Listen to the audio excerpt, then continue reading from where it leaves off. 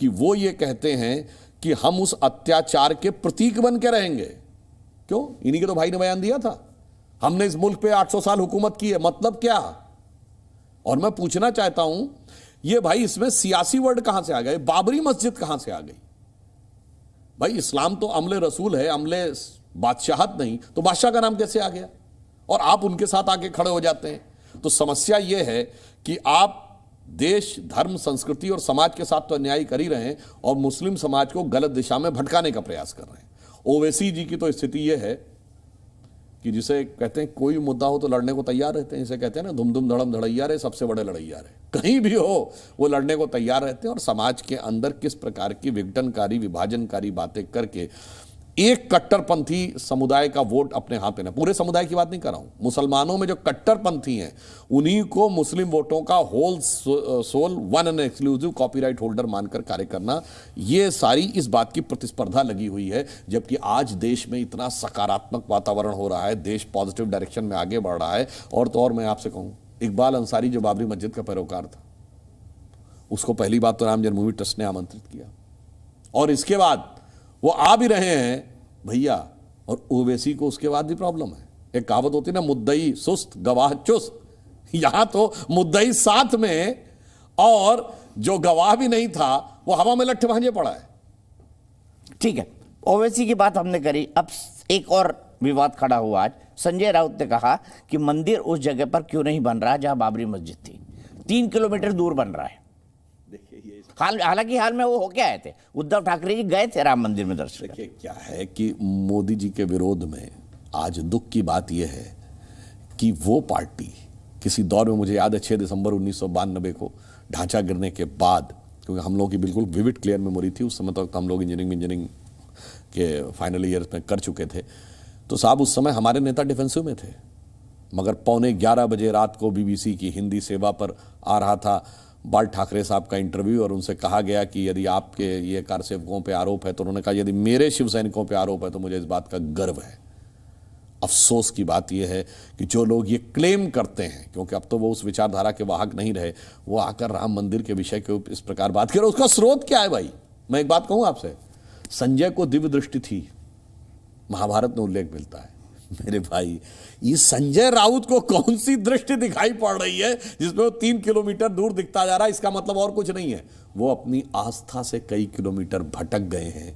वो आस्था जिसके प्रतीक कभी स्वर्गीय बाला साहब ठाकरे साहब हिंदू हृदय सम्राट होते थे, उससे कई किलोमीटर दूर भटक गए हैं। इसलिए वो उनको ये ऐसा दृश्य नजर आ रहा है, उनकी दृष्टि दूषित हो गई, इसलिए उन्हें ऐसा नजर आ रहा है। और हकीकत तो है, मैं 1992 से अयोध्या जा रहा हूँ, 3 किलोमीटर का तो अयोध्या का पूरा रेडियस भी नहीं है। भाई आप 3 किलोमीटर दूर की बात कहते हैं, 2.77 एकड़ का तो कुल है, 2.77 एकड़ में 3 किलोमीटर। अगर आप टोटल परिसर मान ले तो 67 एकड़ का है, 67 एकड़ में भी 3 किलोमीटर नहीं आ सकते। इसलिए मैं कह रहा हूं कहीं पर कुछ भी बात करना। वैसे इनका कारण जानते क्या है?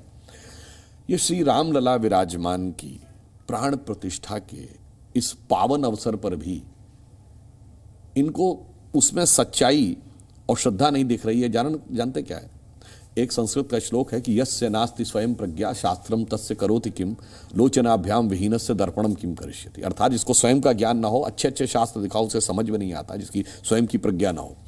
और जिसकी आंखें बंद हो या आंखें हो ही नहीं, उसको कितना दर्पण दिखाओ उसे समझ में नहीं आता है। तो ये लोग वो हैं जिनकी की वो दृष्टि ही समाप्त हो गई है। इनकी दृष्टि के ऊपर क्या हो गया है? मोदिया बिंदु हो गया है। वो मोदी जी का ऐसा बिंदु इनके दिमाग में है कि जिस भी चीज को देखते हैं वो उसी दृष्टि से देखते हैं, इसलिए सही तस्वीर और सही स्थिति दिखाई नहीं पड़ती। एक और पॉलिटिकल पार्टी बड़ी दिलचस्प है, आम आदमी पार्टी। आम आदमी पार्टी ने सुंदरकांड का पाठ कराया और असदुद्दीन ओवैसी ने कह दिया कि ये बीजेपी के छोटा रिचार्ज है। तो इन छोटे रिचार्ज ओवैसी साहब के हिसाब से इस सुंदरकांड के पाठ पे आप क्या कहेंगे सुधांशु जी? देखिए, आम आदमी पार्टी भारत की नई नवेली पार्टी है, पर अजब अलबेली पार्टी है। इसने जितने प्रकार के रंग बदले हैं, तो उसमें मुझे पुराना गीत याद आता है, इस रंग बदलती दुनिया में इंसान की नीयत ठीक नहीं।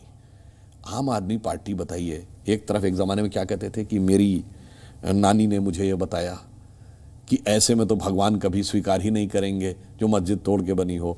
आज वो ये कर रहे हैं, परंतु मैं फिर भी कहूँगा, मैं स्वागत करता हूँ अगर वो ये कार्य कर रहे हैं, क्योंकि तुलसीदास जी लिख गए हैं, तुलसी अपने राम को रीझ भजे चाहे खीज, खेत पड़े पर जामी है उल्टा सुल्टा बीज। यानी ये अगर गलती से भी बीज खेत में गिर जाता है तो कुछ ना कुछ उगाता है, इसलिए हम तो रीझ के भज रहे हैं, आप खींच के भी भजो तो हमें कोई आपत्ति नहीं है। मगर ये सब जानते क्यों हो रहा है साहब? ऐसे नहीं हो रहा है।